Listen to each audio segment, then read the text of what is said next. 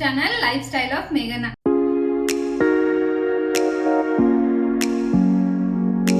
ಇದು ನನ್ನ 21 days weight loss challenge ನ 5th ಡೇ ಆಗಿರುತ್ತೆ. ಸೊ ಇವತ್ತಿನ ದಿನ ನಾನು ನನ್ನ ವ್ಲಾಗ್ ನ ಮಧ್ಯಾಹ್ನದಿಂದಾನೇ ಸ್ಟಾರ್ಟ್ ಮಾಡ್ತಾ ಇದ್ದೀನಿ. ನೀವೇನಾದ್ರೂ ನಮ್ಮ ಚಾನೆಲ್ ನ ಹೊಸದಾಗಿ ನೋಡ್ತಾ ಇದ್ದೀರಾ ಅಂತ ಹೇಳಿದ್ರೆ ನನ್ನ ಚಾನೆಲ್ ನ ನೀವು ಸಬ್ಸ್ಕ್ರೈಬ್ ಮಾಡ್ಕೊಂಡು ನೋಡಿ ಅಂತ ಹೇಳ್ತಾ ಇದ್ದೀನಿ. ಸೊ ನನ್ನ ವಿಡಿಯೋಸ್ ನ ಎಲ್ಲೂ ಸ್ಕಿಪ್ ಮಾಡದೆ ಕೊನೆವರೆಗೂ ನೋಡಿ. ನಾನು ಯಾವ್ಯಾವ್ದೆಲ್ಲ ರೆಸಿಪೀಸ್ ನ ಮಾಡ್ಕೊತೀನಿ ಅಥವಾ ನಾನು ಹೇಗೆ ನನ್ನ ಲೈಫ್ ಸ್ಟೈಲ್ ನ ಇಟ್ಕೊಂಡಿದ್ದೀನಿ ಅನ್ನೋದು ನಿಮ್ಗೂ ಕೂಡ ಡೀಟೇಲ್ಡ್ ಆಗಿ ಗೊತ್ತಾಗುತ್ತೆ. ಸೊ ನಿಮ್ಗೆಲ್ಲರಿಗೂ ಗೊತ್ತಿರೋ ಹಾಗೆ ನಾನು ಇಂಟರ್ಮಿಟೆಂಟ್ ಫಾಸ್ಟಿಂಗ್ ನಲ್ಲಿ ಇದ್ದೀನಿ. ಸೊ ಇವತ್ತಿನ ದಿನ ನಾನು ಮಧ್ಯಾಹ್ನದ ಊಟಕ್ಕೆ ಏನ್ ಮಾಡ್ಕೋತೀನಿ ಅನ್ನೋದನ್ನ ನಿಮ್ಗೆ ನಾನು ಇವಾಗ ತೋರಿಸ್ತೀನಿ. ಬನ್ನಿ ನೋಡ್ಕೊಂಬರೋಣ. ಇವತ್ತಿನ ಮಧ್ಯಾಹ್ನದ ಊಟಕ್ಕೆ ನಾನು ವೆಜಿಟೇಬಲ್ ಅವಲಕ್ಕಿನ ಮಾಡ್ಕೊತಾ ಇದ್ದೀನಿ. ಸೊ ವೆಜಿಟೇಬಲ್ ಅವಲಕ್ಕಿನ ಮಾಡ್ಕೊಳ್ಳೋದಕ್ಕೆ ನಾನು ಒಂದು ಈರುಳ್ಳಿನ ಕಟ್ ಮಾಡಿ ತಗೊಂಡಿದ್ದೀನಿ, ಒಂದು 4ರಿಂದ 5 ಬೀನ್ಸ್ನ ಕಟ್ ಮಾಡಿ ತಗೊಂಡಿದ್ದೀನಿ, ಒಂದರಲ್ಲಿ ಅರ್ಧದಷ್ಟು ಕ್ಯಾರೆಟ್ನ ಕಟ್ ಮಾಡಿ ತಗೊಂಡಿದ್ದೀನಿ. ಪ್ಲಸ್ ನಾನು ಇದರಲ್ಲಿ ಖಾರಕ್ಕೋಸ್ಕರ ಹಸಿಮೆಣಸಿನ್ಕಾಯಿನ ನಾನು ಯೂಸ್ ಮಾಡ್ಕೊಂಡಿದ್ದೀನಿ. 3 ಹಸಿಮೆಣಸಿನ್ಕಾಯಿನ ನಾನು ಹಾಕೊಂಡಿದ್ದೀನಿ. ನೀವು ಬೇಕಂತ ಹೇಳಿದ್ರೆ ಖಾರಪುಡಿನೂ ಕೂಡ ಯೂಸ್ ಮಾಡ್ಕೊಬೋದು. ಇಲ್ಲಿ ಇದಕ್ಕೆ ನಾವು ವೆಜಿಟೇಬಲ್ಸ್ ಅಲ್ಲದೇನೆ ಕಾಳುಗಳನ್ನು ಕೂಡ ಯೂಸ್ ಮಾಡ್ಕೊಂಡಿದ್ದೀನಿ. ನಾನು ಇಲ್ಲಿ 2 ಟೇಬಲ್ ಸ್ಪೂನ್ ಆಗೋವಷ್ಟು ಬಟಾಣಿನ ತಗೊಂಡಿದ್ದೀನಿ, 1 ಟೇಬಲ್ ಸ್ಪೂನ್ ಆಗೋವಷ್ಟು ಶೇಂಗಾ ಕಾಳನ್ನು ತಗೊಂಡಿದ್ದೀನಿ, ಮತ್ತು 1/2 ಸ್ಪೂನ್ ಆಗೋಷ್ಟು ಕಡಲೆ ಬೇಳೆನ ಕೂಡ ತಗೊಂಡಿದ್ದೀನಿ. ಸೊ ಇಷ್ಟೆಲ್ಲ ನಾನು ವೆಜಿಟೇಬಲ್ ಅವಲಕ್ಕಿ ಮಾಡೋದಕ್ಕೋಸ್ಕರ ಬಳಸ್ಕೊತಾ ಇರೋದು. ಪ್ಲಸ್ ಇದಕ್ಕೆ ನಾನು 1 ಟೇಬಲ್ ಸ್ಪೂನ್ ಆಗೋವಷ್ಟು ಎಣ್ಣೆನ ಕೂಡ ಬಳಸ್ಕೊತಾ ಇದ್ದೀನಿ. ಇವಾಗಲೇ ನಾನು ಅವಲಕ್ಕಿನ ಕೂಡ ನೆನೆಸ್ಕೊಂಡು ಇಟ್ಕೊಂಡಿದ್ದೀನಿ. ದಪ್ಪ ಅವಲಕ್ಕಿನ ನಾನು ಯೂಸ್ ಮಾಡ್ಕೊತಾ ಇದ್ದೀನಿ. ನೀವು ಬೇಕಂತಂದರೆ ಮೀಡಿಯಮ್ ಅವಲಕ್ಕಿನೂ ಕೂಡ ಯೂಸ್ ಮಾಡ್ಕೊಬೋದು. ಸೊ ಬನ್ನಿ ಇವಾಗ ವೆಜಿಟೇಬಲ್ ಅವಲಕ್ಕಿನ ಯಾವ ರೀತಿ ಮಾಡೋದು ಅಂತ ಹೇಳಿ ನಾನು ನಿಮಗೆ ತೋರಿಸ್ತೀನಿ. ಮೊದಲು ನಾನು ಬಾಣಲಿನ ಇಟ್ಕೊಂಡು ಗ್ಯಾಸ್ ಆನ್ ಮಾಡ್ಕೊಂಡ್ಬಿಡ್ತೀನಿ.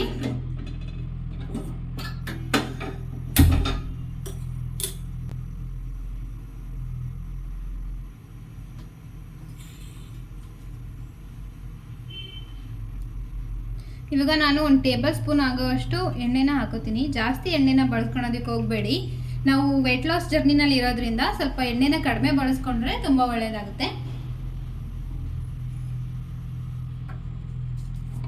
ಒಂದು ಮೀಡಿಯಂ ಫ್ಲೇಮಲ್ಲಿ ಇಟ್ಕೊಂಡು ಸಾಸಿವೆ ಜೀರನೆನ ಹಾಕೋತೀನಿ. ಮೊದಲು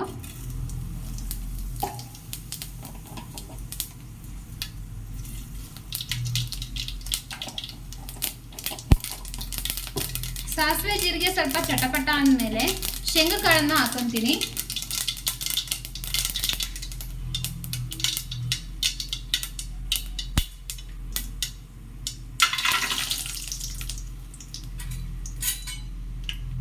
ಶೇಂಗಾ ಕಾಳನ್ನ ಸ್ವಲ್ಪ ನಾವು ಹುರ್ಕೊಳ್ಳೋಣ ಎಣ್ಣೆಲಿ.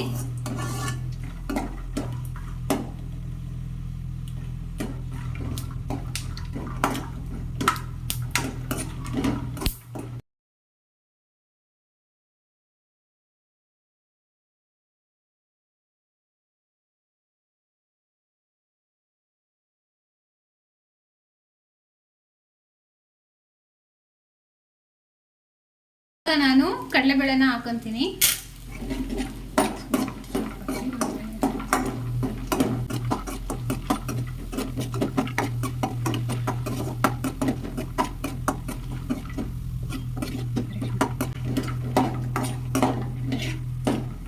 ಇವಾಗ ನಾನು ಹಸಿಮೆಣಸಿನ್ಕಾಯಿ ಹಾಕೊಂಡ್ಬಿಡ್ತೀನಿ.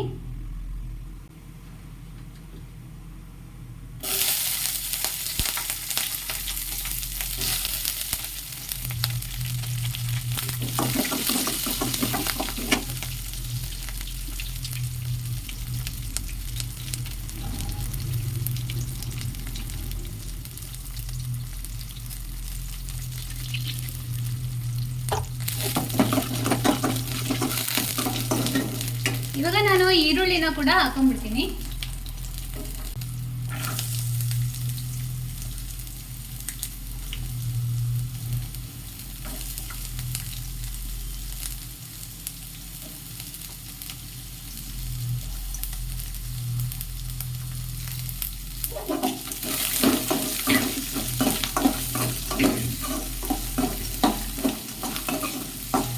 ಈರುಳ್ಳಿನ ಕೂಡ ನಾನು ಚೆನ್ನಾಗಿ ಫ್ರೈ ಮಾಡ್ಕೊತೀನಿ.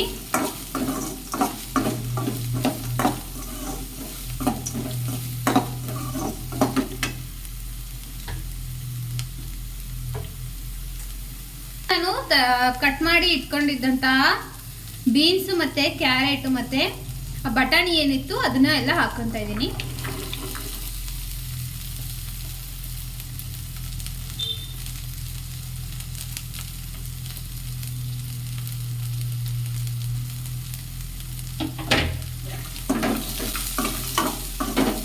ಇದನ್ನು ಕೂಡ ನೀಟಾಗಿ ನಾವು ಎಣ್ಣೆಲಿ ಫ್ರೈ ಮಾಡ್ಕೊಳ್ಳೋಣ.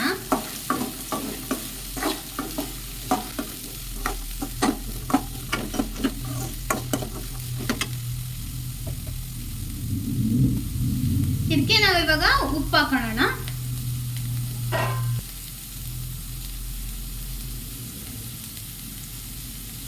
ರುಚಿಗೆ ಎಷ್ಟು ಬೇಕು ನೋಡ್ಕೊಂಡು ನೀವು ಹಾಕೊಳ್ಳಿ.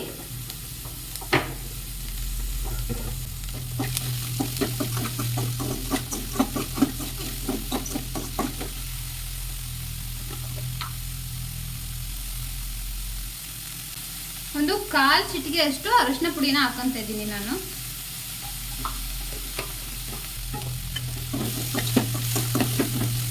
ಮತ್ತೆ ಇದನ್ನ ಚೆನ್ನಾಗಿ ಮಿಕ್ಸ್ ಮಾಡ್ಕೋಬೇಕು.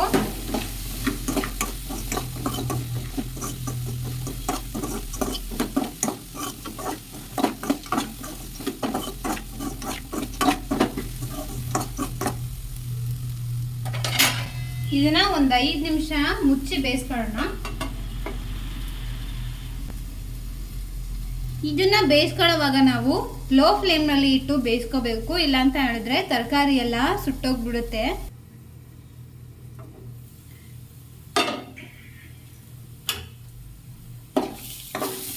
ಇವಾಗ ಇದು ಆಗಿದೆ. ಇವಾಗ ನಾನು ಅವಲಕ್ಕಿನ ಹಾಕೊಂಡ್ಬಿಡ್ತೀನಿ. ನೆನೆಸಿಟ್ಟಿರೋ ಅವಲಕ್ಕಿ ಏನಿದೆ ಅಲ್ಲ ಅದನ್ನ ಹಾಕೊಂಡ್ಬಿಡೋಣ.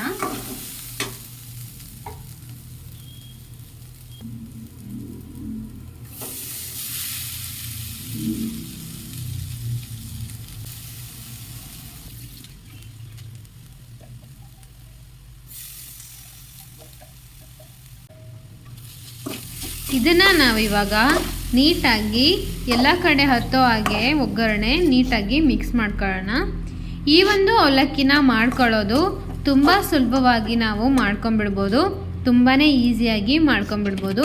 ಇದಕ್ಕೆ ನಾನು ಪುಟಾಣಿ ಪೌಡರ್ ಅಂತ ಹೇಳಿದ್ರೆ ಬಿಳಿ ಕಡಲೆ ಇರುತ್ತಲ್ಲ ಅದನ್ನು ನಾನು ಪುಡಿ ಮಾಡಿಕೊಂಡು ಹಾಕೊತಾ ಇದ್ದೀನಿ. ಇದು ಆಪ್ಷನಲ್ಲು, ನೀವು ಬೇಕಾದರೆ ಹಾಕೋಬೋದು, ಇಲ್ಲಾಂತಂದರೆ ಬಿಡ್ಬೋದು.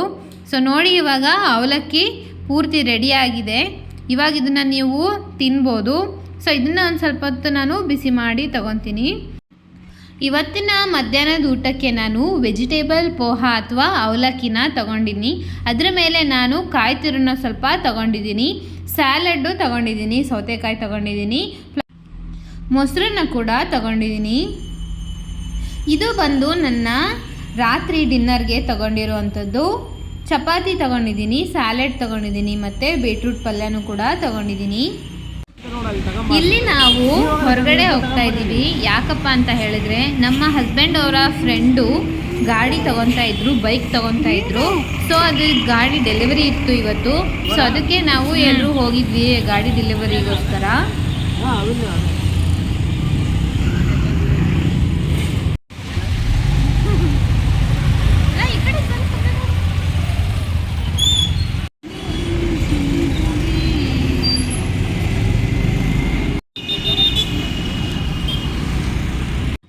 ಇದು ಒಂದು ಚಿಕ್ಕ ಶೋರೂಮು. ಇಲ್ಲೇನೇ ಅವರು ಗಾಡಿನ ಪರ್ಚೇಸ್ ಮಾಡ್ತಾಯಿದ್ರು. ಸೊ ಅದಕ್ಕೆ ನಾವು ಇಲ್ಲಿಗೆ ಬಂದಿದ್ವಿ. ಅಲ್ಲಿ ಕಾಣಿಸ್ತಾ ಇದೆಯಲ್ಲ ಅದೇ ಗಾಡಿ ನೋಡಿ ಅವರು ತಗೊಂಡಿದ್ದು. ಸೊ ಇವರು ಎಲ್ಲರೂ ಬಂದರು ಇವಾಗ ಗಾಡಿನ ರಿಸೀವ್ ಮಾಡ್ಕೊಳ್ಳೋದಕ್ಕೋಸ್ಕರ.